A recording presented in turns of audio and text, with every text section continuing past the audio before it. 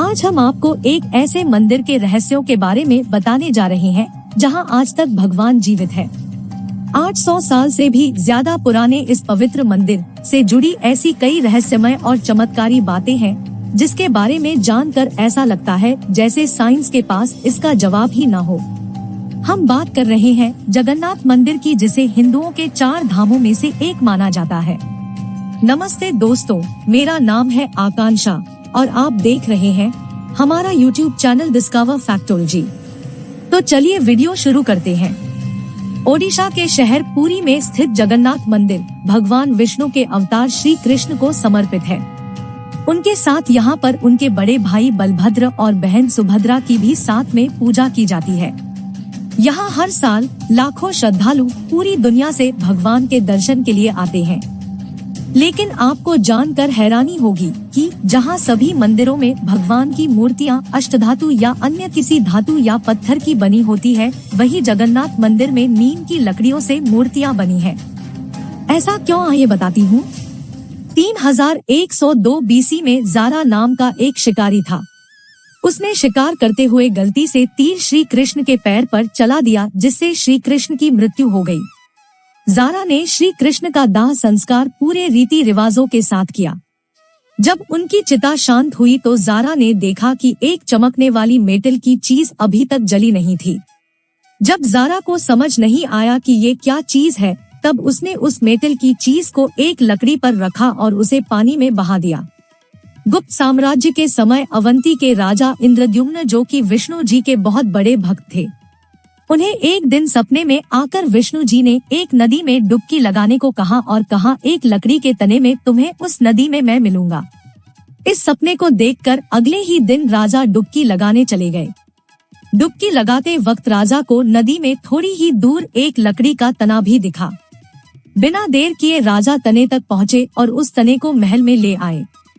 फिर राजा ने कुछ बहुत नामी काश्तकारों को बुलाया, पर उनमें से कोई भी उस लकड़ी से एक मूर्ति नहीं बना पाया। कई दिन बीत जाने के बाद एक काश्तकार महल में आया और उसने राजा से कहा कि यह मूर्ति मैं बनाऊंगा, पर मेरी एक शर्त है।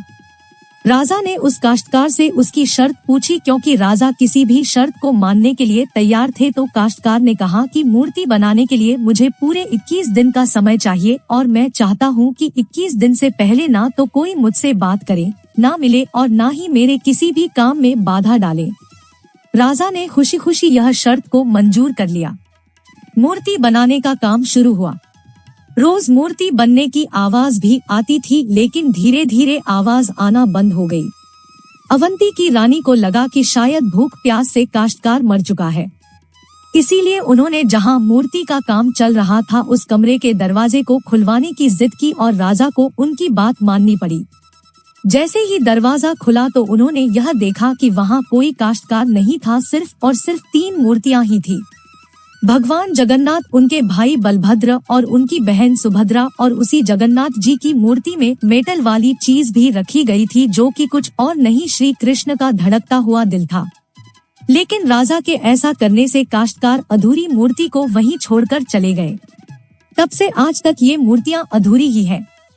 मानते हैं कि यह हार्ट एनर्जी पैदा करती है। ये इतनी एनर्जी होती है जिससे लकड़ी के डैमेज होने का खतरा बना रहता है। इसलिए हर 12 साल में एक बार भगवान की नई मूर्ति स्थापित की जाती है और भगवान के दिल को उस मूर्ति में शिफ्ट किया जाता है। पर इसे बदलने का प्रोसेस भी इसी की तरह बहुत इंटरेस्टिंग है। हर 12 साल में एक दिन ऐसा होता है जिस दिन मंदिर में किसी को एंट्री नहीं मिलती। आसपास की और मंदिर की बिजली काट दी जाती है। मंदिर के मेन पंडित की आंखों पर पट्टी और हाथों में बड़े और मोटे दस्ताने पहनाए जाते हैं और फिर अंधेरे में इस दिल को निकालकर नई मूर्ति में फिर से स्थापित किया जाता है। जिन पंडितों ने इस सेरेमनी को किया है, उनका कहना है कि उन्होंने देखा तो कभी नहीं, पर इस चीज को, जिसे हम ब्रह्मा पदार्थ भी बोलते हैं, उसे हाथों में पकड़ने पर ऐसा लगता है जैसे कोई जिंदा खरगोश पकड़ रखा हो। माना ये भी जाता है कि जिसने भी ये ब्रह्म पदार्थ देख लिया उसकी मौत उसी समय निश्चित है।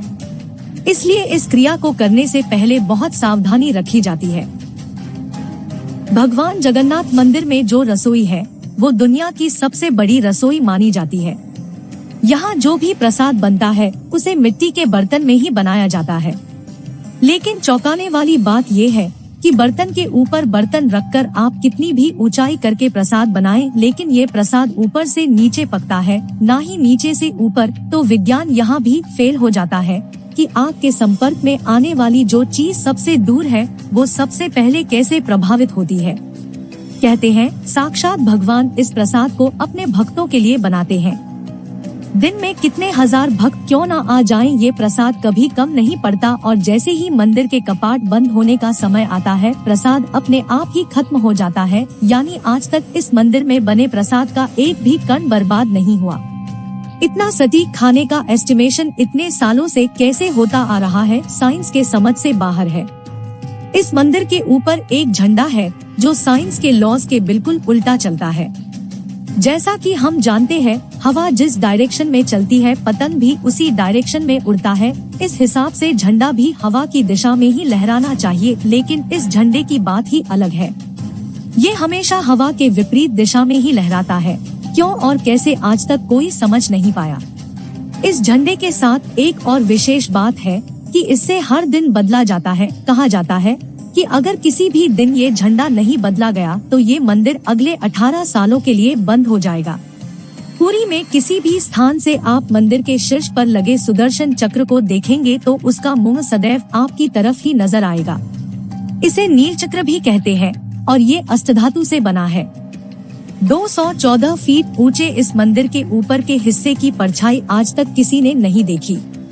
ऐसा क्यों होता है, इसके ऊपर कई वैज्ञानिकों ने खोज किया लेकिन किसी को भी इसका जवाब नहीं मिला। भगवान जगन्नाथ जी का यह भव्य मंदिर पुरी में समुद्र के किनारे स्थित है। मंदिर में प्रवेश करने के लिए एक सिंहद्वार है।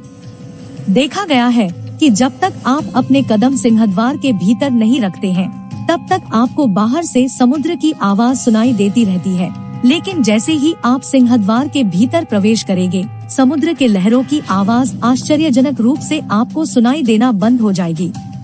किसी भी मंदिर में आपको पक्षियों की कमी नहीं दिखेगी, लेकिन ये एकमात्र ऐसा मंदिर है जहाँ कभी भी पक्षी नजर नहीं आएंगे। मंदिर के ऊपर गुम्बद के आसपास आज तक कोई पक्षी उड़ते हुए नहीं देखा गया है। मंदिर के पास आते ही किसी भी हवाई जहाज या पक्षी की दिशा ही बदल जाती है। ऐसा क्यों, ये रहस्य ही है। इस मंदिर में सिर्फ सनातन धर्म के लोग ही जा सकते हैं, बाकी धर्म के लोगों का प्रवेश प्रतिबंधित है। माना जाता है कि ये प्रतिबंध कई विदेशियों द्वारा मंदिर और उसके आसपास की जगह में घुसपैठ और हमलों के कारण लगाए गए हैं। जगन्नाथपुरी में मध्यकाल से ही भगवान जगन्नाथ की हर साल पूरे हर्षोल्लास के साथ रथ यात्रा का आयोजन होता है और ये दुनिया की सबसे बड़ी रथ यात्रा मानी जाती है। ये यात्रा प्रत्येक वर्ष आषाढ़ मास के शुक्ल पक्ष के दूसरे दिन शुरू की जाती है और 10 दिन तक चलती है और 11वें दिन इसका समापन होता है। कहते हैं भगवान इन दिनों अपनी प्रजा के बीच रहकर उनके सुख दुख को खुद देखते हैं। इस रथ यात्रा का नजारा बहुत ही भव्य और दिव्य होता है। आपको इन रहस्यों में से कौन सा रहस्य सबसे इंटरेस्टिंग लगा, हमें कमेंट करके जरूर बताएं। अगर आपको ये वीडियो पसंद आया है तो इसे लाइक कीजिए। इसी तरह की और वीडियोस को देखने के लिए हमारे चैनल को सब्सक्राइब करें।